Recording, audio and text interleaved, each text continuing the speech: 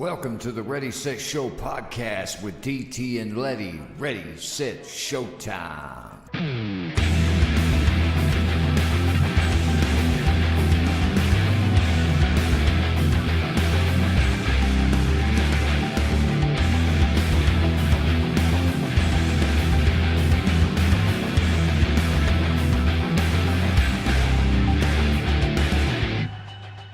Welcome to the Ready, Set, Show podcast. I'm DT. And I'm Lette. And welcome back, everybody, for another exciting week. And Lette, Bo Betty, Banana, we got a lot to talk about this week. We do. Guys, we're titling the episode in memory of the Urban Dictionary Word of the Week, which we retired last week. Yep. Our favorite word, duck butter. Which came all the way from episode 1. Episode 1, memories. Oh, man, a year ago.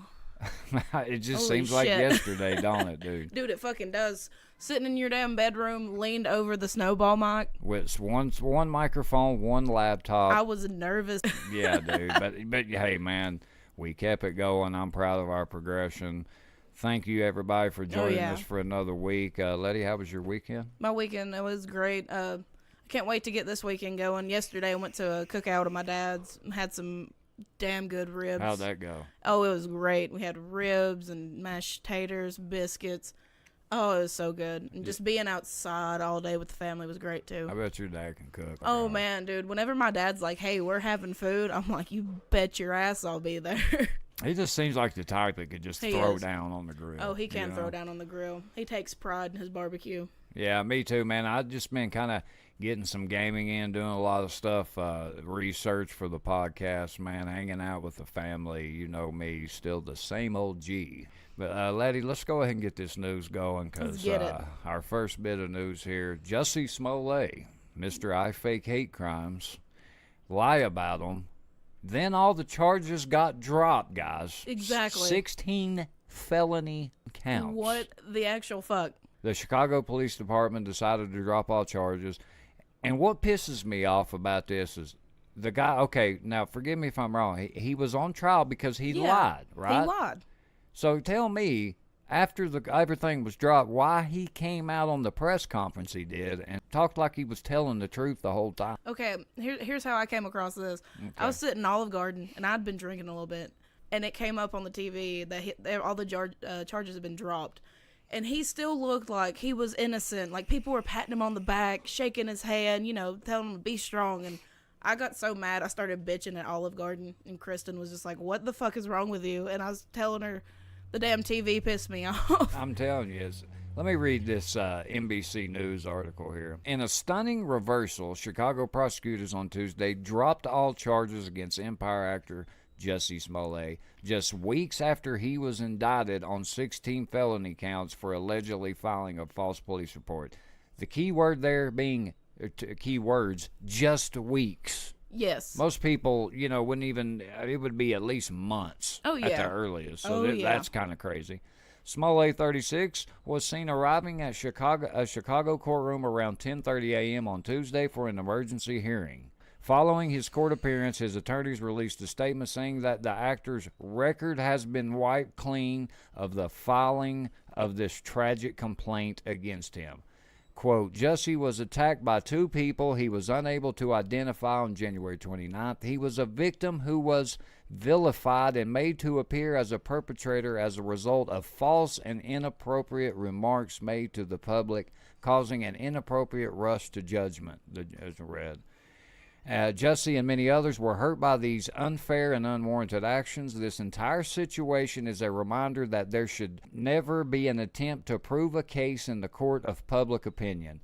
That is wrong. It is a reminder that a victim, in this case Jussie, deserves dignity and respect. Dismissal of charges against the victim in this case was the only just result, end quote. He fucking lied. He does not deserve any fucking respect.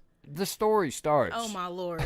That pisses me off. Look, I'm going to tell you where it started for me. And if you're like me that's just been around a bunch of, unfortunately, shitty people, the liars, who goes to Subway at 2 in the morning? Now, exactly. I'm not a restaurant expert, but I don't know too many Subways other than ones that are in, like, truck stops and shit. Off the exits. That are open that late.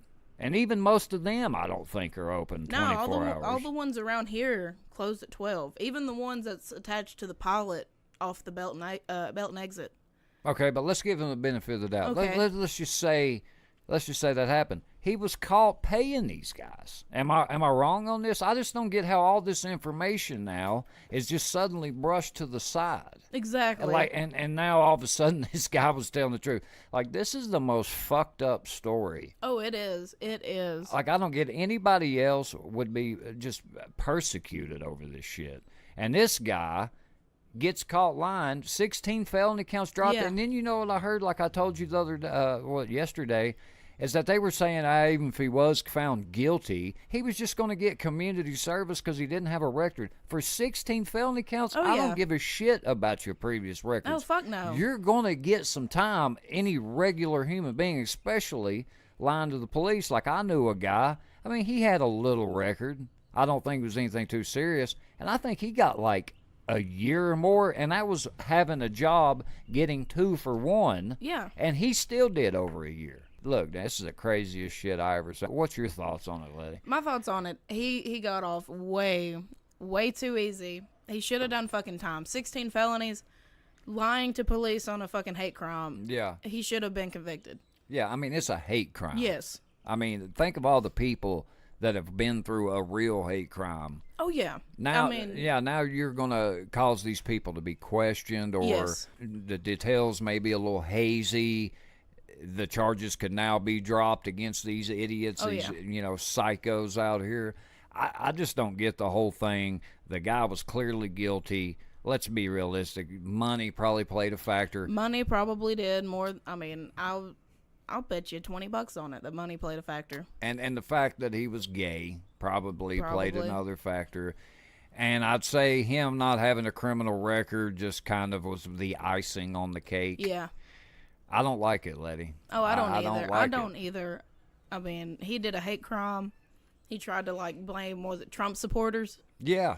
So, I mean, you're sitting there trying to put a bad image on them. I mean, they already do that, then, good enough themselves. Yeah. You don't need to add anything to it.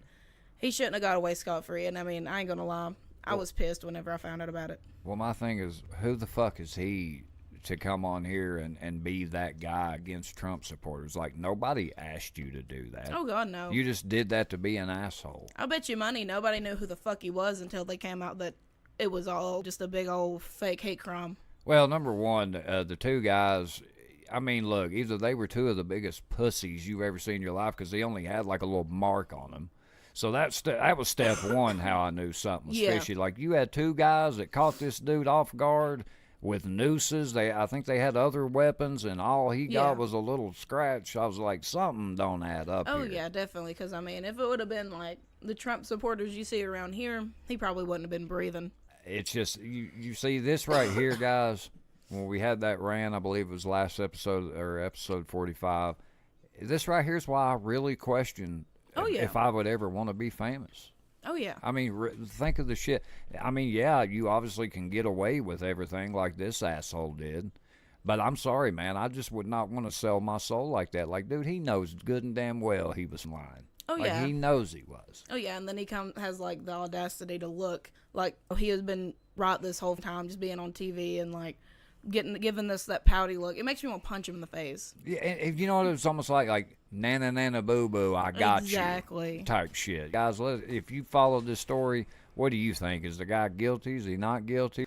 So our next story comes to us. We talked last week about Poseidon, the famous IRL streamer. He's got the big streamer mansion in L.A. Who he got the CX network. Well, he was raided by the FBI, as we reported. Well, more details have kind of came out. It turns out, I guess some guys spoofed his phone number, made some bomb threats, did some other stuff, and Poseidon actually come out with a video, and in the video he pretty much stated that he was pretty much firing everybody on the CX network, minus a guy Voldesat and his girlfriend. I think Steve Jobs, I think everybody called him. I guess they were going to get some military-type vehicle. They were going to do a road stream where they're going to find where they're going to move, because they're moving out of L.A. in 2 months. Yeah. And he's going to look for somewhere else to live. So after this military vehicle and stuff like that, he's he said he's going to find somewhere else to live, firing everybody, and I guess the road trip has begun. The last video I seen, he was doing a live stream. He's did it before, like with the RV, and he was complaining about the vehicle, how it's going slow and all this, but sounds like he's pretty set on firing everybody. Now, there was a lot of backlash from a lot of the people on the CX network. Man, these people, I don't know if they just couldn't go on Twitch or they had to get banned from Twitch because, Poseidon now, I think the CX network is a part of YouTube. Yeah. So a lot of these guys threw away being on Twitch and quit a lot of their, some of them quit jobs to come stream on this network, and then now, boom, which they're jobless. I look at this from two perspectives. Okay, let's be honest. A lot of people have fucked Ice Poseidon over. Yeah, they have. I mean, really think about it. There's been a lot of people shit on that guy, but then I kind of feel like he's brought a lot of it on himself. One thing, when you grow, you get older and you hang around a lot of different people, like you pretty well, I don't know, for me, I can just point out shitty people. Oh yeah, it's one of them really good talents to have. Yes. And I think he's just a victim of it. But then again, hey man, we all got a heart. Sometimes we like to help people.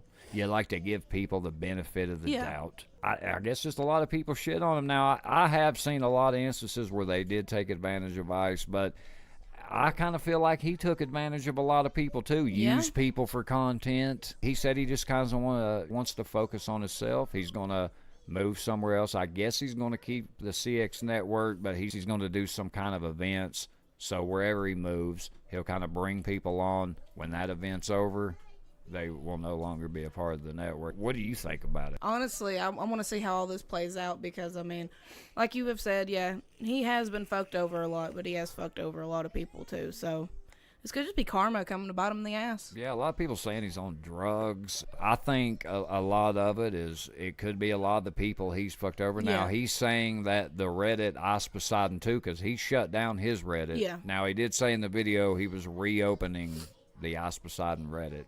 But he's saying a lot of the people in the Ice Poseidon 2 are trying to ruin him. They're the ones that did this, that got the FBI.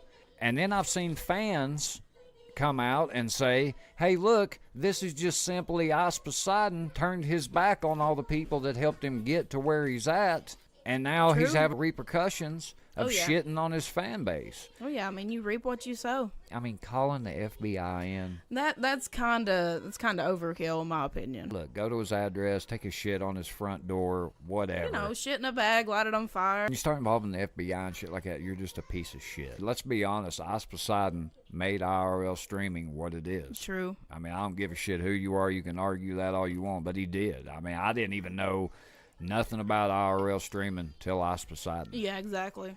And our final story, another guy we talked about last week, he got arrested, Conor McGregor. Well, he's back in the news. He said he's retiring from he didn't say mixed martial arts, he said mixed martial art. I think what this is, he's claiming he wants to retire and all this. A lot of people are thinking this is just a ploy.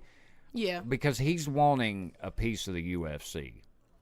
Now, Dana White's saying now, he knows it ain't going to happen. And he's like, well, if you want a part of the UFC, I mean, you got to have some of the UFC. But I started thinking back to this conversation. And back when Conor was winning, I remember this. Dana White came out and said, Conor McGregor sat down and said he wanted a piece of the UFC. And Dana White talked like he was going to sit down with him and work that out. Oh, shit. I remember that.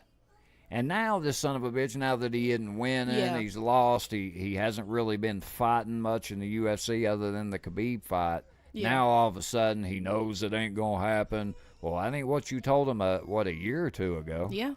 When he was winning and making you all this money. Bottom line, Dana White's a piece of shit. The sooner he's out of the UFC, look, he did a lot for the UFC. He played a big hand in making it what it is today. But I think he shits on a lot of the fighters. Yeah. I think he picks his fucking favorites and promotes them, promotes the hell out of them. And then I think these other guys, if they don't kiss his ass, he just says fuck you to them. Fuck you, bye. We don't need you anymore. I don't know. I don't know. What do you think? You think Conor should get a piece of the UFC? I do. Well, I mean, I honestly think he should because, I mean, I watched a little bit of UFC before he, came in because I loved Anderson Silva. Yeah, he was one of my favorite ones. Mine too. Like favorite ones, head down. Yeah. But then McGregor came on, and it made it more entertaining for me to watch because I like his showboating a little bit, and I like that little bit of cockiness that comes in. Yes, me too. So then, once he came in, I started watching it, more and more, and now he's not been fighting as much, and I've strayed away from it. See, so you're considered a casual fan. Hell, I probably am too. Yeah, I'm a casual fan. And so when you think of the UFC, you think of Conor McGregor. That guy has a massive following. Oh, yeah, he does. And let's be honest, the UFC was pretty big before Conor McGregor. But what he did for that sport, think of all the people he brought. Like, you didn't watch it much. No. He played a hand, and you watched it more. So think of all the other people he did that to. So I feel like he deserves, I'm not saying 20%. I think he should get 5 or 10. Yeah. He played a big role. Think of that. He could probably bring in fighters. He could bring in a lot of publicity for the UFC. I just know Dana White, back when he was winning, was singing a whole different tune. But, definitely. Dana White's a big hypocrite. He's been caught saying a lot of shit and then going back on it. I used to really respect that son of a bitch. Now I don't. All right, Letty, who you shouting out this week? Shout outs for this week. Of course, I was going to shout out Ruby. I was so proud of her this week in her gymnastics class because last 2 weeks she got hurt on the bars and she ripped the skin on her thumb a little bit and scared her. She didn't really mess with them last week, but this week she got on them bars and showed them who the fucking boss was. Oh, she got her Olympic gymnast on. Oh yeah, man, it made me so proud, and just seeing her do that, her progression every weekend, it makes me feel so proud just watching her. Words can't explain it. I always got to give a shout out to DT because without him I would not have this opportunity. I've loved it ever since. Damn right. Got to give a shout out to friends and family, who support us. Thank y'all, and of course our listeners. Thank you all, because without y'all, we wouldn't be doing this. DT, who you shouting out this week? You got to thank my beautiful family. They stay by my side through all the craziness, all the madness. My fiance washes the dishes today when I failed to do so I could get the podcast going. But I love my family, man. They really do help me be at my best every day and keep you level, man, through a stressful time. But thank you to them. Got to thank Letty, man. Hey, we keep grinding. We surpassed our 1-year anniversary last week, and guys, I'm telling you, we have a lot of big things coming up on the show. We were actually discussing before the show. We'll update you on that later on. Got to thank my brother, man. We're really hoping to add him to the team. We got some things in the work with my brother, man, but he started our website, guys, so as soon as that's done, I'll let you guys know, and y'all can go check that out. So definitely big thanks to my brother. And we got to thank Drama, man. She's behind the scenes, and we haven't really talked to her much, but we know she's got our back, and we're thankful for all she's done for us. And we always got to shout Drama B out. Thank you, Drama. Kellen Keller, the man that inspired me to do the podcast. Thank you, Kellen. Greenville Vapor. We vape every day. We always got to thank the guys down at Greenville Vapor who took out Primitive Vapor Juice. How dare you? One of our favorites. We always got to thank them for that and hope they get it back. Please bring it back. No, surely they will. And finally, got to thank friends and family who listen to the show and our listeners. We really do appreciate all the support, guys. Thank y'all so much. All right, Letty, on Music Meltdown.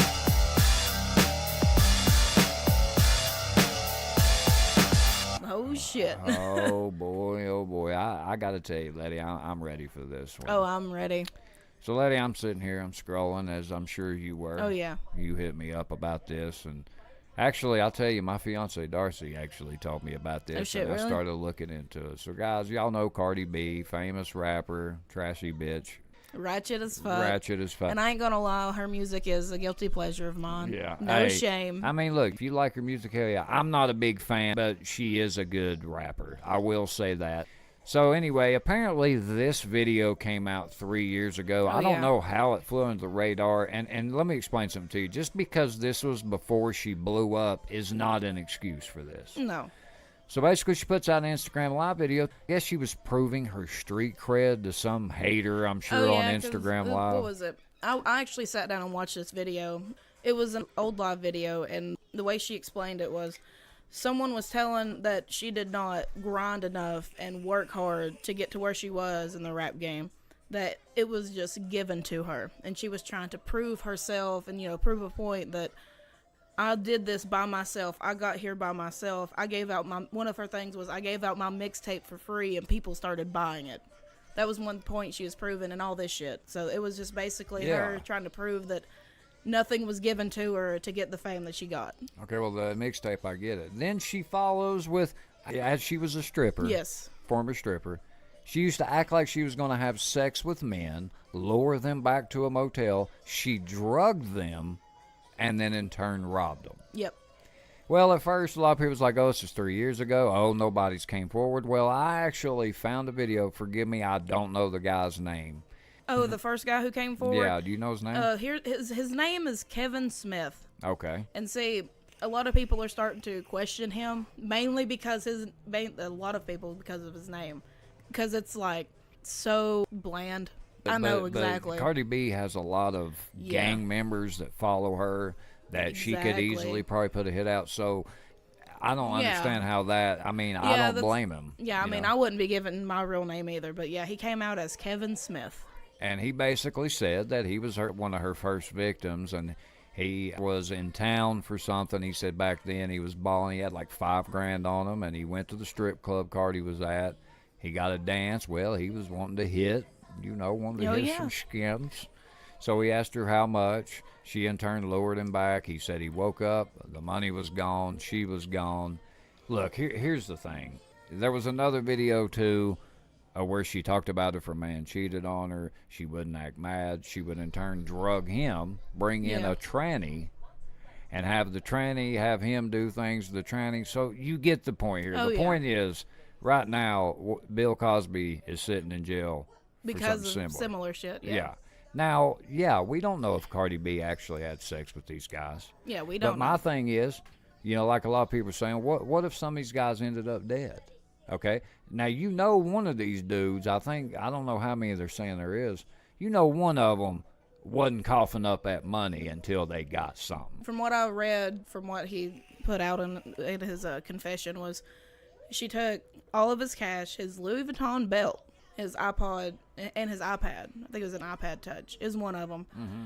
And he said he woke up and he looked over and there was a used condom in the floor. He said the last thing he remembered was her twerking on him, something else happened, and then he woke up the next morning. Yeah. And the reason he didn't go to the police is because he was engaged to somebody. He didn't want his fiance to find out. He said he decided to take the L and just left it as it is because no man wants to admit to being taken advantage of. Yeah, and he probably didn't know she was obviously going to blow up like this. Yeah.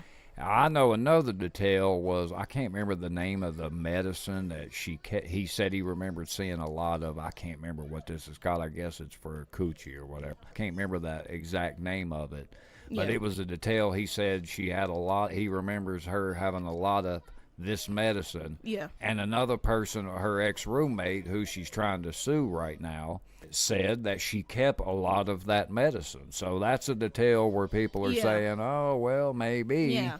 I personally believe the guy because I know a woman, when I heard the story, had hit the guy up behind the scenes and was saying something like, hey, are you being for real? And he got pissed off. Like, yeah, what do you think? I'm going to come on here and pull a Jussie Smollett and lie about it? Yeah, like he got pissed. Like, I'm telling the truth. Yeah, and that's what a lot of people are saying because a lot of people were like taking up for Cardi saying, oh, it was a tough upbringing. Even the Breakfast Club is taking up for Cardi on this. They have. Well, it's because Charlamagne's a fanboy of her. Exactly. See, I mean, I'm a fan of Cardi. I like her music. I listen to it a lot. But, I mean, this shit's just wrong. Well, look, dude. If she had said, hey, I worked in the strip club and on the side I had sex with some dudes for money, whatever. Yeah, but, just dude, being a prostitute. Think about it, dude. You're drugging him like a guy drugs a woman and has sex with her. He's a piece of shit. Yeah. It don't matter. Look, man, we all have it rough. Oh, yeah. So what? Because I'm a little behind on my rent, I should go out here and drug bitches and steal their money? No, come on, I'd be in jail, dude. Oh, yeah, definitely. And, I mean, coming from a woman, I ain't gonna lie, what she did was wrong, and she should get jail time. Yeah, she should. I mean, there's a lot of people, some people's even canceled her bookings some people about to quit branding with her. Yeah. And I mean, I can't say I don't blame them. Well, somebody brought up another good point. Reebok, who she's sponsored by, should drop her because they dropped Rick Ross when he was talking about giving women Molly or something like that. He was kidding about it. He wasn't even serious, and they dropped him. So Reebok needs to drop her ass. I mean, look, man, I don't know what her past is as far as her record. I mean, I can't stand the bitch. I mean, if she gets jail time, it is what it is. Oh, yeah. I mean, you can't really throw Bill Cosby in jail and not throw Cardi B. But my thing is, I feel like she should take a big hit money-wise, because somebody like Cardi, you hit her money, that's where you're going to hurt her most. Yeah, you're definitely going to hurt her most. And one thing that she brought up was, she was like, I'm in a industry where I can rap about my upbringings and what I did to get to this point. Well, I was watching one dude, review it and give his thoughts, and he made a really good point. I can't remember his name. Mm-hmm. I think it was something Pharaoh. It might hit me later. Yeah. But he made a damn good point. He's like, most of the men who are in the rap industry who rap about that, they've already done their time. They were already in jail, got the repercussions from it, and that's why they're rapping about it. Now, if they haven't, then that shit's going to catch up with them. I mean, look at Tekashi 6ix9ine. Yep. He rapped about it. He got caught. Yeah. The same shit happened to Cardi. Yeah. She's over here dissing like a lot of rappers like Nicki Minaj. And I'm going to tell you right now, a girl that's up and coming, this girl right here, Lette, it's scary how much she reminds me of Lil' Kim. Cardi actually dissed her. This is how I heard about this chick. Her name is Megan Thee Stallion. This bitch is the coldest bitch I've heard on the mic, dude. I'm telling you, they need to give this girl more publicity. I mean, she could probably surpass Nicki Minaj, dude. This bitch, damn. It reminds me of early day Lil' Kim. Dude, I love early day Lil' Kim. I'm gonna have to check her out. Check her out, dude. I had to pull her up here real quick because I forgot her name. She's a Houston-based rapper. Yeah. Oh my God, I'm telling you right now, but.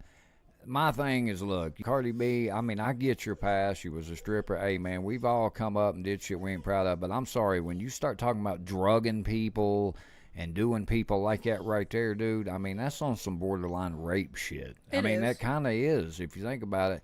I mean, to me, you just a cold, vindictive bitch, and I don't care. You can sit here and talk about the streets. Look, man, some of us have upbringings, and like I seen a woman comment, and I thought this was very interesting. She said, I grew up in the hood and was poor and all that, and you didn't see me out here doing shit like this. So she said, I feel like that's not an excuse. It's not. It really isn't. And the name of the guy who I watch is called Pharaoh Speaks. Yeah, Pharaoh Speaks. Go check out his video.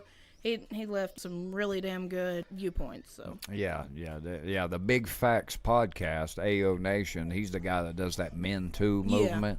Who actually helps situations like this, like guys that definitely check him out too, man. I think Cardi B, ever since I've seen the nasty bitch eating those lobster tails on Instagram Live, I don't know why that video pissed me off so bad. Let us know your take on this. I know there's a lot of Cardi B fans out there, but I'm sorry, she took a L here. I mean, she did. I mean, you're talking to a Cardi B fan right now. Yeah. But I think she should do her time. That's just a personal opinion. That's some wrong shit she done, and if more and more guys keep coming out and giving her story, if they're telling the truth, she deserves to do time. I feel like she should just lose her sponsors and a bunch of shows, because somebody like Cardi would go to jail, come out, and it'll make her look more gangster. Yeah. You could view this story so many different ways, none of which I could side with Cardi. Yeah, I'm sorry. That's just my opinion. Everybody has their own, but I just think it's a bad look. I really do. Is. All right, next we got more on the Chris Finn, who is an original percussionist for the band Slipknot. I'm sure most of y'all have heard us talk about this story. And I got to tell you, Lette, the more this story unfolds, the more just disappointed I am at Slipknot. If what I'm reading's true, and I mean, this seems to be coming straight from Chris Finn and his lawyer. Damn. It says right here, reports have surfaced that he was given a take-it-or-leave-it proposal from Slipknot before being allowed to enter the studio for the band's 6th album. So I go on here and I'm thinking, oh, God, tell me it ain't so, Lette. Tell me it ain't so. Let me read you this article right here. More info has surfaced on Chris Finn's pending litigation against his own band. Slipknot, Finn claimed saying the band was keeping money from him, setting up corporations that he was not aware of. Finn had since been dismissed from the band, even though the statement has since been pulled from the band's website. That's interesting. Damn. I didn't know that. I didn't know that either. Taylor has publicly said he and his band are being wrongfully accused. Finn contends that frontman Corey Taylor and founder M. Sean Crane, along with their manager Rob Shore, created 6 separate companies. Finn is suing for 2 counts of breach of fiduciary duty, 1 count of breach of implied in fact contract, and 1 count of unjust enrichment. They break down the lawsuit. Yeah. Rothman alleges that Slipknot, now keep in mind the lawyer for Chris Finn is Joel B. Rothman. Yeah. Rothman alleges that Slipknot wouldn't even let Finn hit the studio until signing a new unfavorable deal that treated him like a second-class citizen in the band. This is what I was telling you about. Yeah, exactly. Listen to this shit. First of all, the lawsuit came about because in order for Chris to continue to participate in the band and attend recording sessions for the album that the band is working on, he was presented with a very onerous take it or leave it, you're not an equal member of the band type proposal. And I'm not going to go into the details of it, but let me put it this way. If you had spent 20 years of your life devoted to an enterprise like Slipknot, where you had given your heart, your soul, your sweat, your blood, your tears to making the band the best it could be, the way that so many of us fans love, and then you were told you were a second-class citizen here, I doubt anyone who's listening to this would feel any differently from the way Chris felt. And that was he wasn't being given the respect that he deserves. So, he goes on just backing those facts up. This isn't good, lady. No, it's not. And see, that's one thing that breaks my heart is he's a founding member. And he's been in it as long as Corey has, too. Mm-hmm. And to be sit there and being told, you're basically a second-hand member. Yep. Here's a shitty deal. Take it or you're not going to be on it. It hurts because, we've already lost Paul. Yep. Joey Jordenson's not in it. Yep. Who else are we going to lose? Is it just going to come down to where Corey's the only damn original member all because he's going to be a douche? I'll answer that with this statement that Rothman, it kind of talks about the band's manager. Yeah. What they're saying here is, in quote, what appears to have been going on is that management for the band appears to have been doing 2 things. Number 1, representing individual members of the band while representing the band as a whole, where their loyalties to the individual members interfere with their ability to represent the whole band, especially if members of the band aren't being treated equally. So that explains why none of the other members are coming out and saying anything. Exactly. Okay, so we noticed that going on. Also, they noticed that information about the band and the band's activities was being withheld by management from some band members, like Chris, but not from the others. And as a result of that, we looked not only at whether Slipknot, the group, wasn't being fair to Chris, but whether Slipknot's business management, Rob Shore's company, whether they weren't being fair to Chris. So it almost seems like they're targeting Chris for some reason. Yeah. Because you're not seeing any other reports from it. No. We kept wondering, well, where's everybody else? Yeah, that was even one of the leading conspiracy theories. Like, well, could this be fake? Because if he's bitching, why isn't any of the other members? And now it makes sense. So it just seems like, let's say Chris was on bass or guitar, and he wasn't just a part of the 3-man percussion. Yeah. Would he be getting treated differently? He probably would be, honestly, because, now that think of it that way, he wasn't like the main drummer. He was one of the backup percussionists. Yeah. But in one of my opinions, whenever I watch Psychosocial, he's always sitting there with that damn, like a metal keg, just hitting the fuck out of it. Well, yeah, now they got getting down with it. Yeah, and now they've got their own little custom kits, and they got the marching band drums. Yeah, they got their own sound, and you get rid of him, their percussion ain't going to sound right. If you get rid of the clown too, that's weird. That's not, they've been that way from day one. Exactly. I don't know what's going on. I'm going to say this is Corey Clown, and like they said, the management. And I just really hope and pray that it's not that Slipknot's one of the biggest bands, if not the biggest band in rock right now, and it's simply gone to their head. because I really feel like they dealt with a lot of hardships that Corey went through from, like we said, drugs and stuff like that, his marriages and stuff. Whenever they lost Paul, I mean, that was one of the biggest hits that band could have ever taken. And that should have made you closer. Yeah, exactly. We shouldn't be reading this. No, we shouldn't be. And you can't really be mad at Chris, because the more this unfolds, it stays the same. The guy just wants to know what's going on with this money. He's an original member. Yeah. You can view it, oh, well, he just plays drums over here on the side, whatever. I don't know if that's how they're viewing it, but I mean, how could you not think that? This is weird, man. I mean, to me, back whenever I was in a band, every member played a role, and they always counted. Doesn't matter if we could have a fucking triangle member. All he did was come up and tap that damn triangle once every blue moon. He was just as important you damn as right. the damn guitarist. He'd always put in the, that person always put in the work. And I mean, just hearing this, it breaks my heart. One thing I want to do, one thing I want to know is, I want to know what the hell that contract said. I want to know how shitty it was to make him feel that bad after being in this band for 20 years. Well, for the man to go file a lawsuit, you got it. One has to wonder. Yeah. He must have really been getting shit on, because really? you had to have known it was going to lead one of two ways. I mean, I'm sure maybe he thought, oh, he'll go in here and he'll kind of ask about it. Maybe it won't blow up like it has, but then maybe he went and asked about it, and they started acting real fishy, and it turned into this big, it probably got out of hand. Yeah, so I love Slipknot, and I just really hope it isn't 5 years from now we're sitting here talking about how Slipknot broke up. Yeah, I don't want that to happen. I mean, I grew up with Slipknot. I grew up with them, and we're one of my main influences to listening to metal. Yeah. Paul Gray is one of my main influences for playing bass. You damn right. Well, guys, let us know if you follow the Cardi B story, which I'm sure everybody's heard that. Everybody's had. I mean, I'm seeing memes all around Facebook. And do you Slipknot and/or rock fans? Let us know what you think of the Chris Finn thing, man. I mean, it's just shitty. But Letty, who you listening to this week? This week, I don't have one specific artist. I want to do it a little bit different. I'm pretty sure we've done this in the past. Yeah. I got 3 separate songs from 3 separate artists, mainly because they were new to me.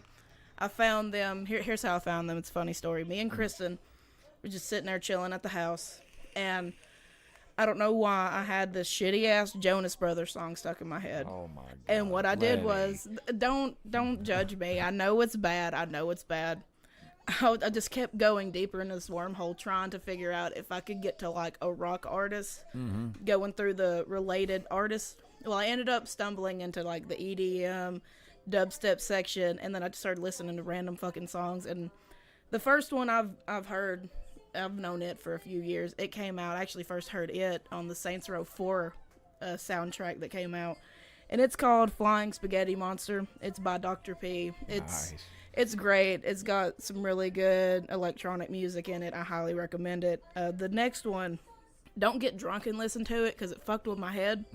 It's by Midnight Tyrannosaurus, and it's called Brain Sludge. It's really weird, but in a good way. It's one of them songs that grow on you more and more.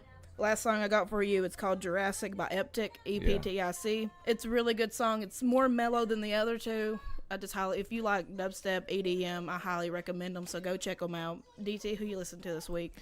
I had to go back to my old school rap days. And hell yeah. My boy Nas, man, who is probably my top 3, if not my favorite rapper of all time, man. I've been a huge fan of Nas for many, many, many years, and he will continue to always be one of my favorites, up there with Pac, Biggie. But I'm not even going to, with all due respect, try to pronounce his real name. But he's known professionally as Nas. He's an American rapper, songwriter, and entrepreneur. He's the son of jazz musician Olu Dara. Nas has released 8 consecutive platinum and multi-platinum albums. Damn. And has sold over 30 million records worldwide.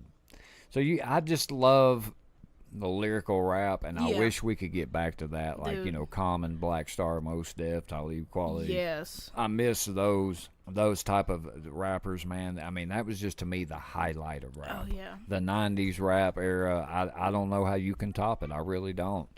3 songs I got for you. My first one, always been one of my top favorites, One Mic, because all I need is one mic.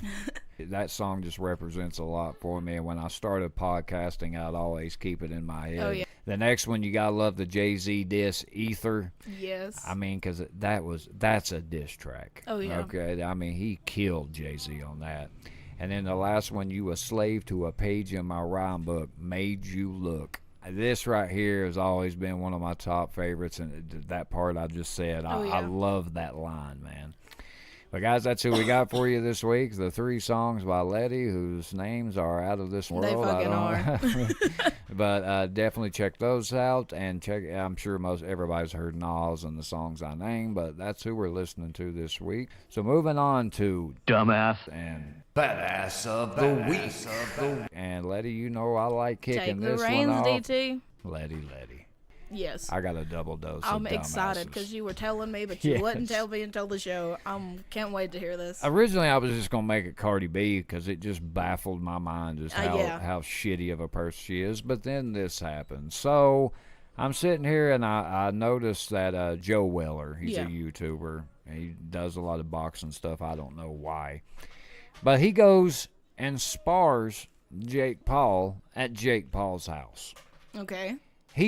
Jake Paul beat this dude up so bad people thought it was fake. Okay? Really? Yeah. Oh my God. Well, then I keep hearing something about Jake Paul shot a diss track on Joe Weller, and Joe Weller was in it. I'm like, what the fuck? Yeah. Sure enough, after the fight, Jake Paul goes out, films a music video, and Joe Weller goes and is in the video. Are you serious? Standing right beside Jake Paul. God. As in the song, he says, I will knock Joe Weller out. Joe Weller's just standing there.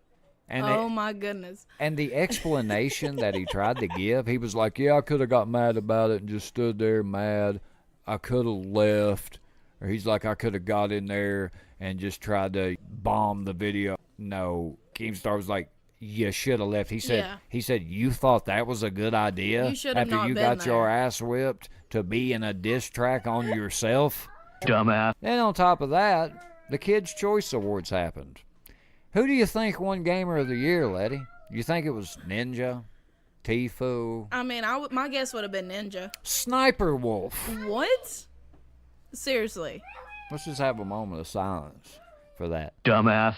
Sniper Wolf, who don't even play video games anymore. She just does these videos. Oh, my God. I don't even know. I guess she's more of a reaction channel now, which she used to play video games. Yeah, used to. That's the words, keywords, used to. Yes.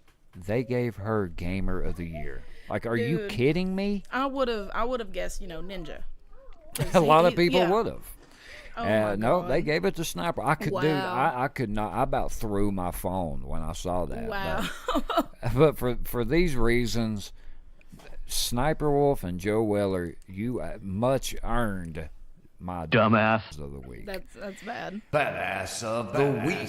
And I might have mentioned these guys before, but I just love their calls, and I feel like if you can talk about them twice, the Hope Center here in Greenville, man. Oh, hell yeah, I think what they do for parents, single parents or parents that may not be as fortunate or just expecting parents. Yeah, expecting their parents. Their damn classes are amazing. Yeah, they have great classes. They even have you can win these points and get cool stuff like strollers, whatever. Oh yeah. But I got to show because I know sometimes whether you go to those classes or not, I think once they used to do it monthly. I think now it's once every 3 months. You can go and they'll give you free diapers, wipes.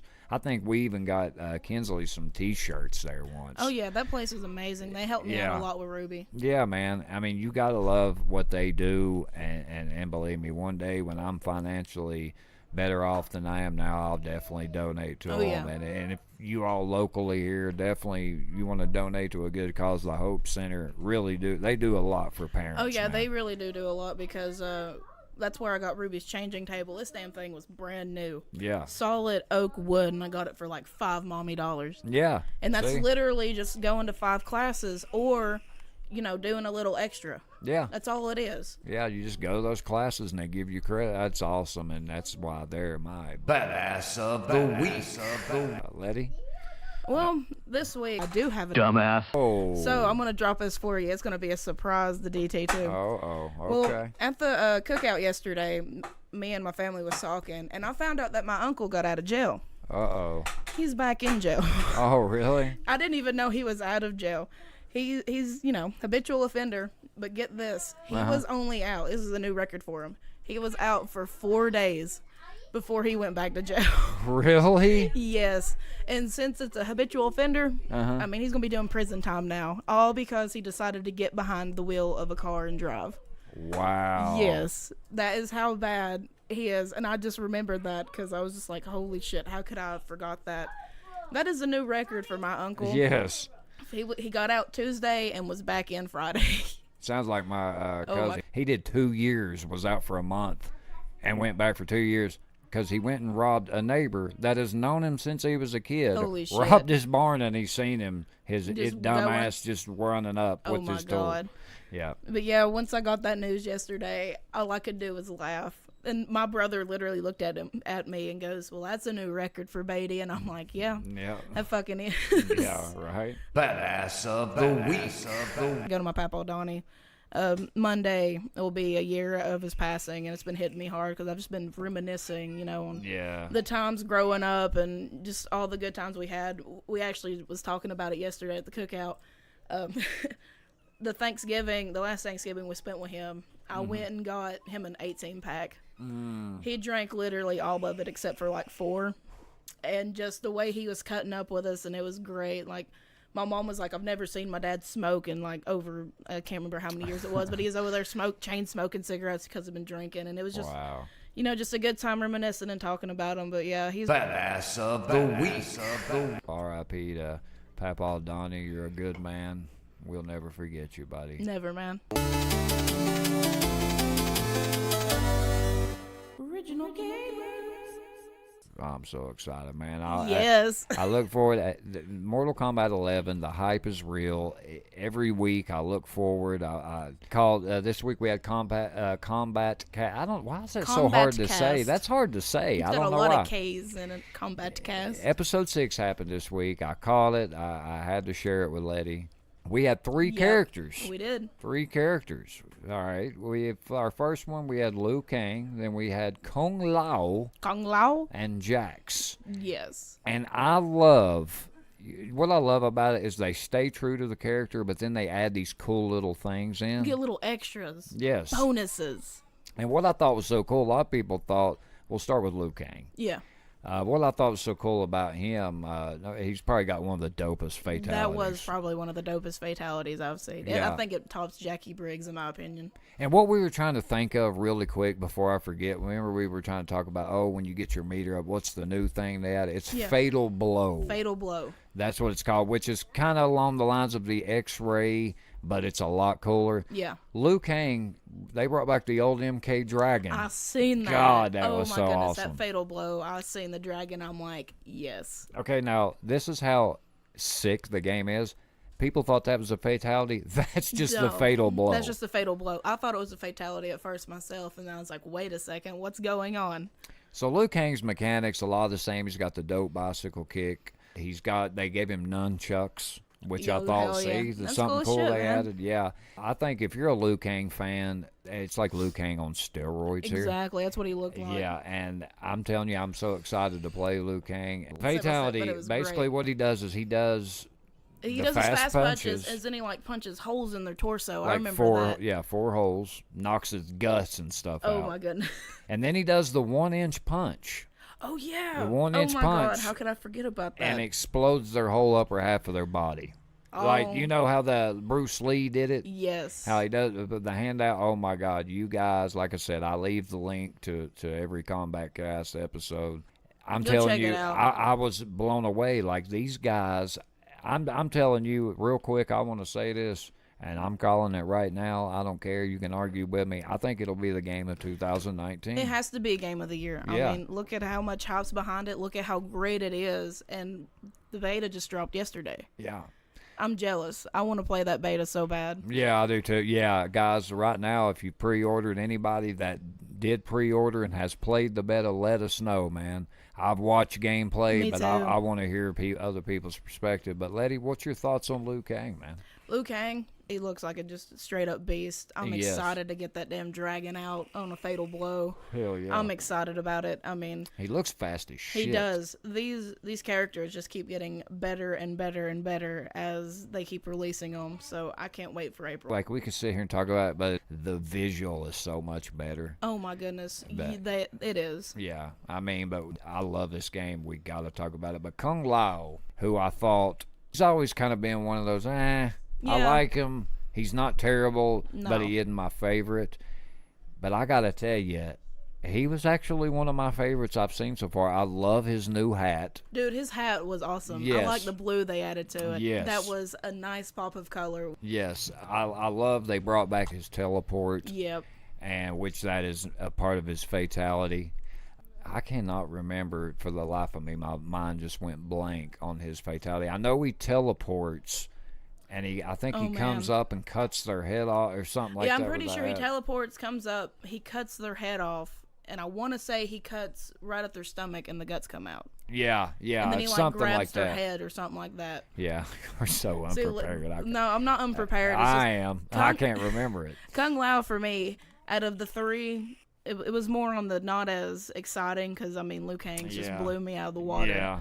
Because if you have to watch these in order, start out with Kung Lao's, go to Jack's, and then look at Liu Kang. And then you'll understand why once you watch Liu Kang, you'll understand why the other two are a little bit difficult to remember because they just blew my mind. Well, I look at it like it's like fatality-wise, I think Liu Kang this week had the best. Yes. Now, I think game mechanics, I think Kung Lao did have that because I love the mechanic. I love his hat. I love I just like his Muay Thai karate-ish gameplay, kind of like Liu Kang. They're always been kind of similar to me. Definitely. Jax, what they did with his arms where they heat up. Yes, the heat up from Jax's arms, it's genius. Straight up genius. It's an amazing upgrade. Well, not really upgrade, addition to him. Yeah, it's new for sure. So yeah, definitely. Jax is your typical brawler along the lines of like Kotal Khan, Goro, the Shao Kahn. He's a beast. He's just a beast. So they did a lot. Like I said, guys, we can just describe things up to a point, but definitely go check out the Combat Cast. Check out the visuals so much better. Do you remember Jax's fatality? I remember I'm pretty sure he hits their chest. Yeah. And it burns through them. Yeah. I want to say then he goes for the head and takes off their head clean off. Yeah, like I said, guys, I'll usually flip through here, but I've got so many damn different fatalities, I get them mixed up. I mean, there's supposed to be, 25, 26 characters altogether, and just whenever they drop them 3 at a time, it's hard to remember all the fatalities, but... I get so distracted easy sometimes. I'll be into it, and then something will happen. I'll go over here, and then I'll watch this, but won't watch... I'm weird like that, but guys, like I said, I mean... I'm telling you, watch the Combat Cast. Yes, just watch the Combat Cast. All 3 of these have their own great element that they bring to the game. Every character they've released, it's hard. I could name my favorite one so far, but to say that I don't want to play every one I've seen, I'd be lying, dude. It'd be hard to name. Hey, name your top 3 characters so far. It would take me some time to name I would have to sit down, watch all the gameplay from them, and then decide then.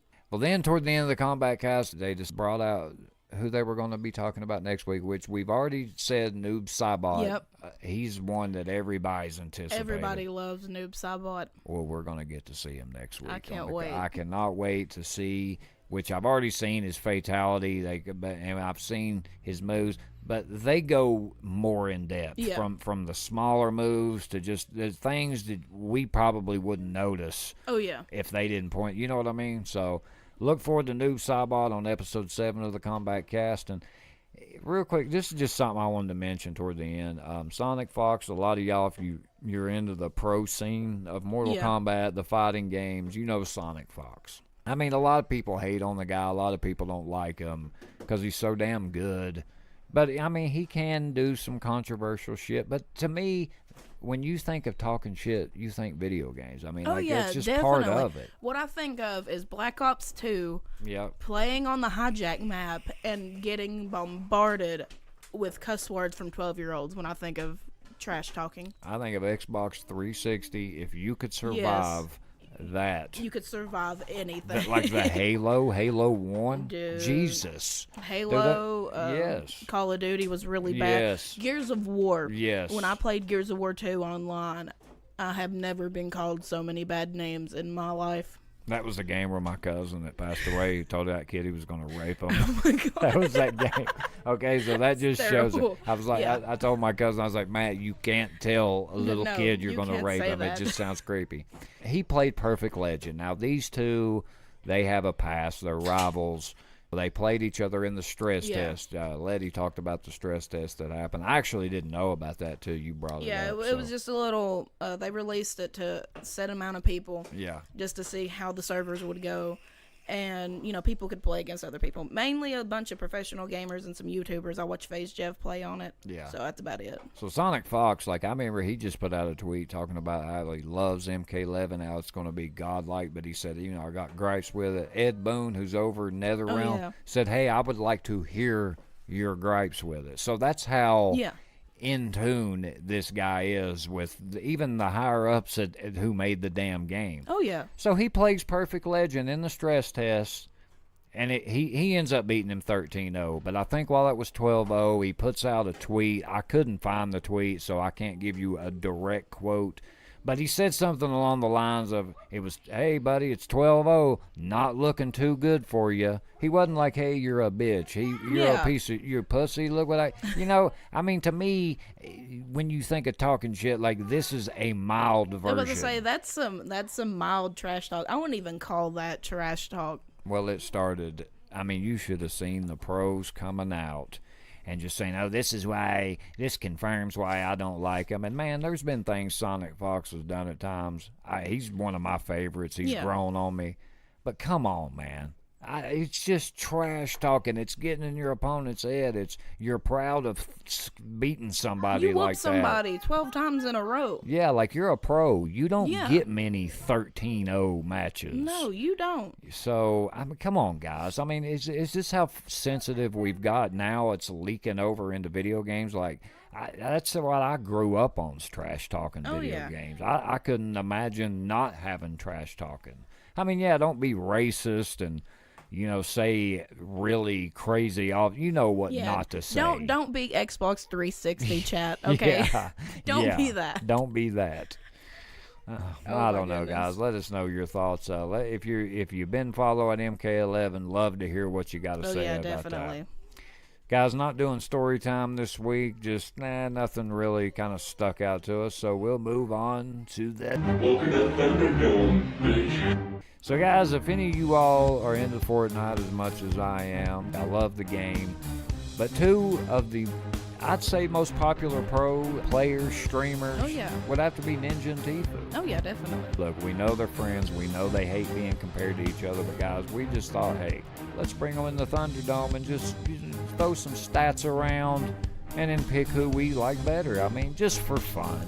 I have seen people get in heated debates. I've even seen kids come up to Ninja at live events and tell him Tfue's better. Really? Yeah, oh vice versa. You know how we do. We find a web page and we get down to business. So you ready? I hope, fingers crossed, we got this. Well, let's get it on. You ready? I'm ready. Now let's the battle commence. All right, Lette. Let's just start from the top, my friend. There's no denying that Turner, Tfue, Tenny, and Tyler Ninja Blevins are two of the most popular live streamers in the world. Each of their fan bases has experienced incredible growth since the release of Fortnite Battle Royale. Both transitioned to the game from H1Z1 and PUBG, where they had success. Upon the release of Fortnite in late 2017, Tfue and Ninja were almost immediately noticed by fans as some of the most skilled players in the world. You know what's crazy is I stumbled upon Tfue when he actually killed Ninja in a game, and I swear when I watched Tfue, dude had 30,000 followers on YouTube. Now this guy's millions. We'll start with background.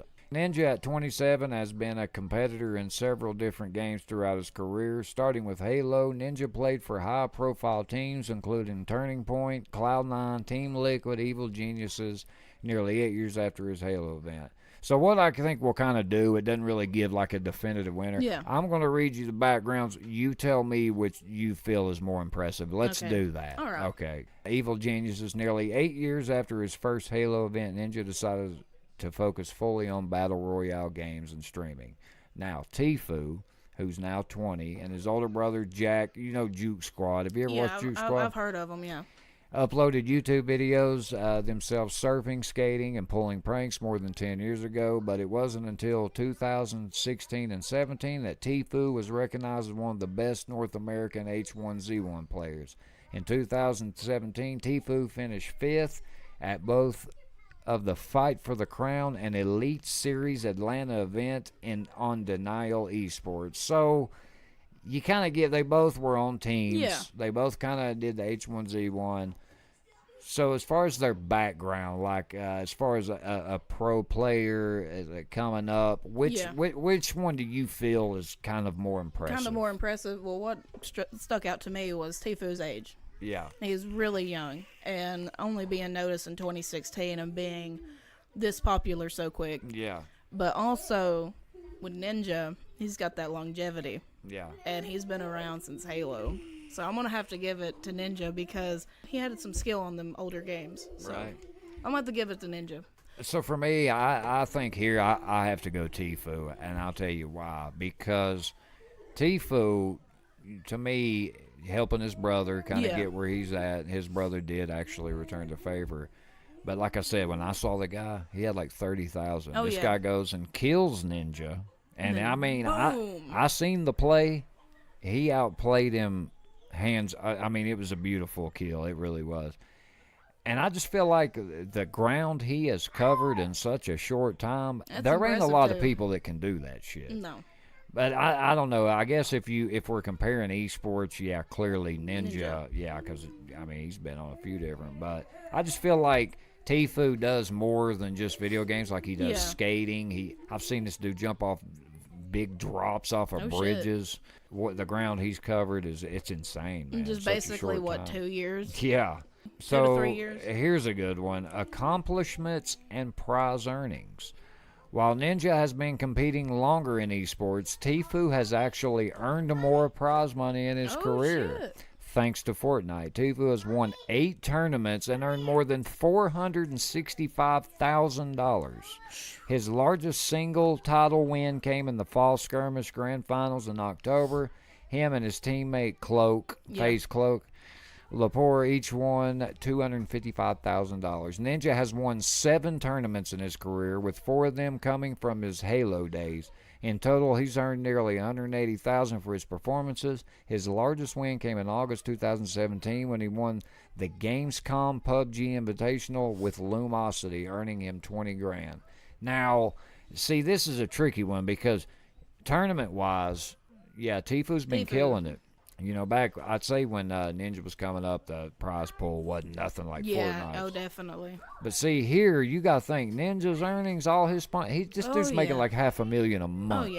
Oh, yeah, definitely. So I think I got to go Ninja here. Yeah, I would say Ninja, but Tfue is impressive whenever it comes to the whole tournament. Oh, don't get me wrong. He's already called up. The last I looked, he was close to Ninja. He might have passed, subscriber-wise, I think he might have passed him. But oh, damn. So let's talk social media stats. Oh, yeah. I mean, this is the big kahuna here. You know, everybody's, I got to have all the followers. All the social media. Ninja and Tfue have both obviously amassed a staggering number of fans. The two have thousands of viewers in every live stream, becoming larger-than-life personalities within the gaming and esports communities. Ninja has a much larger social media following, though. At the time of writing, Ninja has more than 3.71 million followers on Twitter, 20 million YouTube subscribers, and nearly 12 million followers on Instagram. Jesus. Tfue's numbers, while not small, pale in comparison to Ninja. He's closing in on 1 million Twitter followers, and I know that's went up. Oh, yeah. While boasting more than 7 million YouTube subscribers, that's went up. And 3.6 million Instagram followers, that also has went up. So let's talk right now, Letty. Which one do you think's got a bigger presence on social media? As of now, I mean, like you said, we all know Tfue's numbers went up. Yeah. So I'm gonna give it to him, just for the simple fact that those are older numbers, and I feel like he's already surpassed Ninja. Yeah, I would agree. I would well said. I mean, if I'm wrong, then let me know in the comments. So let's go to streams. So I think the rest of these we don't really need to read this. So streams, I gotta tell you. So let's look at this from an entertainment aspect. All right. Again, you owe me Tfue. His vlogs, I mean, you don't know what this guy's going to do. Yeah. He'll jump off a bridge or he'll go skateboarding. I mean, the dude's insane. I find it entertaining. Now, him talking, he's like a really awkward dude. Even when they interview him after he's like really a weird, like he's not really good as far as that aspect. But I do love his streams. I think Ninja's kind of went downhill. Yeah. He kind of has that prissy bitch rich boy attitude that I hoped he would never get. And he got it. Yeah. But I know right now the biggest streamers, it was between Ninja, Tfue, and what's the other guy's name? Help me out here. He's Dr. Disrespect's buddy. Oh, my goodness. Oh, God. This is going to bug the shit out of me till I think about it. I'm drawing blanks. I can't think of the dude's name. God, dude, that's bugging the hell out of me. I'm going to catch hell for that. Shroud. I find Tfue more entertaining. I would have to go with Tfue, too, because that variety he's got, yep, it makes it more entertaining to go on and be like, oh, what's he putting up now? Is it going to be video games, or is it going to be some shit, him doing some crazy shit? I ain't gonna lie, ever since that whole New Year's Eve thing with Ninja, oh my God, that cringy shit, I can't take him serious now. I'll give Ninja credit though, dude. He had some balls. He makes to do a that. joke out of it now, though. That's like good. I feel like he kind of took that in stride, and I mean, come on, man, it was good. Like it was shitty and rainy, and not a lot of people. It was like older people. Not a lot of people knew that dance. You don't go to the ball drop to do the floss. Well, and the Backpack Kid was, I think it's closed now, but was trying to sue them over that. So I was kind of curious why he even picked that dance. But, well, Eddie, we've talked money, we've talked streams, we've talked tournaments, esports. So let's get down to the nitty gritty, big titty. Who do you like better, and why? All right. After going through all that, because, I mean, DT's more into depth with this, I'm going to have to go with Tfue. Mainly because in this short amount of time, he's covered so much ground. Mm-hmm. He's gained all this. And, the variety he gives. Yep. With the reason I don't pick Ninja is because, like you said, it's, that whole rich boy prissy attitude I can't stand. Yep. And with my, argument, ever since New Year's, I could not take him serious. Yeah. I would agree, and I think Tifa's very entertaining. I think the guy really adapted and did what it took to get his brand out there. And I'm going to tell you another little detail that wasn't mentioned here. He joined FaZe, and he moved out to L.A., and he even started noticing that while he was out there, he wanted to go out and party and girls and all this.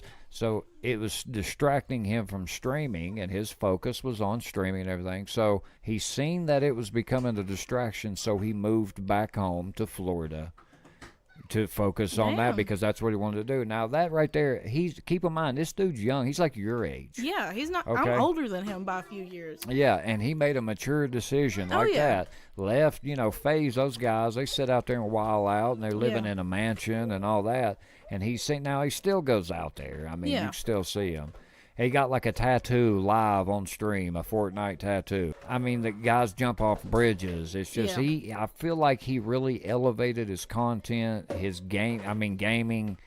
It goes hands down. The guy's amazing. He finds exploits in the game that nobody else can find. Shit. Hell yeah, man. So I just feel like I feel like Ninja got to a height, and then he just thought that he was the face. He's just going to stay there. Yeah, so he stayed there. Nosedive. Yeah, and he didn't do it. I mean, he got sponsored by Red Bull. That's huge. Definitely. But he's not doing anything new. What's he really doing? Nothing. I mean, really nothing. And yeah, man, Tfue, he might cuss and he might say off the wall shit. So you're not going to probably see him like we seen a Ninja shirt in the kids department at Walmart. You're not going to see Tfue because of the way he acts. But in my opinion, that guy really, he just took off in the ground he covered. He had his brother who was already a YouTuber. His brother helped him. He didn't forget what Tfue did. Yeah. The guy's just done so many unbelievable things, and that's at why such I a young pick him. age. Yeah, really.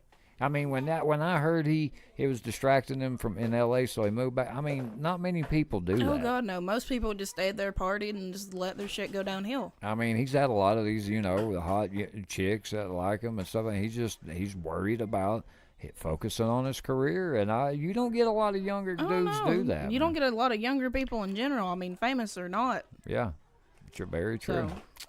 All right, guys, let us know, who do you pick, Ninja or Tfue? Don't hate us, but that's our opinion, guys. Tfue. I'm telling you, I've seen some heated arguments over that. Really? That's crazy, man. I mean, it's crazy. All right, it's on to everybody's favorite time of the show. It has been one of them motherfucking days. I tell y'all, it has been one of them motherfucking days, bitch. It's time to rant. Let's rant. So today, this rant, we're going to call it Real Problems. One thing we can't stand is someone who complains about their life and talks like they have so many problems going on when in reality they have it good, and their problems are just someone not liking them or talking about them or what they're doing. Yeah. Today's rant is about those types of people who have it made, yet they complain about every little thing that happens or is said about them that shouldn't matter. Like, who gives a shit? There are some of us out here who have real problems, real issues, and if we're not complaining, then why the hell are they complaining? Exactly. So we'll give our thoughts on this and what we think of the thought process of these idiots. You ready? Oh, I'm ready, spaghetti. Now let's have a rant. All right. Let's do it. So, Letty, this was inspired. I'm sitting here trying to think, what are we going to rant about this week? And sometimes fate just smacks you in the face. And it did, because I had 3 messages that went from idea to a different idea to no way, scratch that. I got one. It's going to be a surprise. It did. I'm scrolling through YouTube. Literally, when I got off the show notes, had everything done, but the rant, I think maybe the Thunderdome, and I seen it was something with the Kardashians. Normally, I would never look at anything, but I can't remember. And I guess it was an intro to their little show or whatever, and it had, I don't know their damn names. I don't care to really remember them, but one of them was on there crying like, oh, you guys don't realize it hurts us when you say that. And I'm thinking to myself, really? Really, this is what you're on here whining about? I can understand, oh, hey, this guy tried to rape me or kill me or whatever, rob me, like what's-her-face got robbed. Yeah. I can understand that, but because people are talking about you like you all are living it up right now. Now, I'm not saying rich people, because you got money, you don't have problems, but because somebody don't like you or talking about you, really? Well, I mean, first off, look at how they got famous. The only reason they're famous is because of Kim. Yep. Unpopular opinion, but yeah. Anywho. Yeah, really. I mean, that's really why. Yeah, but like, whenever it comes to small problems like that, me personally, I don't give a shit who likes me. I don't care who doesn't like me. I mean, as long as you don't affect my really good close friends, my family, or me in any way, kiss my ass. That's just my attitude against shit like that. Well, my thing is, like me, I was behind on rent. My car's messed up and shit like that. If I'm not out here crying and whining, look at these people in third world countries that don't even can barely eat. Yeah, water they can't eat. I mean, yeah, I'm sure, that they're upset or whatever, but that would be a legitimate thing to be upset about. It just kills me when you get these people out here. They have these. You sit there, listen, you think okay, I'm going to help them out, and it's just, oh, John said he didn't like me, and I'm thinking to myself, just shut the fuck up. I find myself sitting there, and I'm like, man, I was like, my problems ain't shit, and then, like, somebody will come up to me and be like, well, I got the wrong color of so-and-so, and they didn't have this, and oh my goodness, and I'm just like, dude, me not being able to pay my damn bill is an actual problem compared to you got the wrong fucking color shirt. Oh, I'll tell you this, somebody you work with, I'll never forget this. One day we were talking, you probably know we worked over there online too, a little exaggeratory at times. Yeah. You know who I'm talking about. She said to me one time, remember she was driving one of the newer model Corvettes, and I was like, hey, man, that's a badass car, real close. She's like, yeah, I don't really like it. I really wish I had my Jeep back. And I'm thinking to myself, I wish that I could just make that statement. I wish I had that problem. I don't like the 2018 Corvette. God, it's just a little fast. I wish I had my 2014 Jeep. Yeah, like, what the fuck? And I'm like, exactly. see, to me, those people think that is a legitimate problem in their life, and that's where I get pissed off. Like, that's just one thing that really bugs me. It's just somebody that acts like they just have these great deal of problems because somebody doesn't like them or they said this. Like, who cares? All it is one big inconvenience, and that's all it is. That right there is my definition of first world problems. Yeah. Oh, yeah. Exactly. Because there's this one thing I follow on Snapchat, and I ain't gonna lie. The reason I follow it is because I get pissed off at them, and it makes me feel a little more humble. Yeah. It's called Rich Snaps, and what it is you'll see like a bunch of these like teenagers and shit, and it'll be like, it's like, Dad got me a car. I wanted it in red, and it's like a black Lambo. And they'll have like the cry face next to it, and I'm like, listen here, you spoiled little bitch. Ooh, it pisses me off so bad because I'm sitting there thinking, I wish my parents would have just got me a damn 99 Honda Civic like everybody else did, and I'd been fine with that. Yeah, it's like, and I find myself at times telling somebody like, hey, if that's your only problem right now, trust me, you're doing great. Oh, yeah. But we have another little side of the rant, Letty. What was... Oh, yeah, my thing, because he was sitting there, telling me about that, and I'm just, it made me realize that there's a lot of people out here that have this problem with being alone. Oh, God, yes. Like, they have to be in a relationship to be happy. They have to be with someone to be happy. And I've been single for 2 years, and I can tell you this.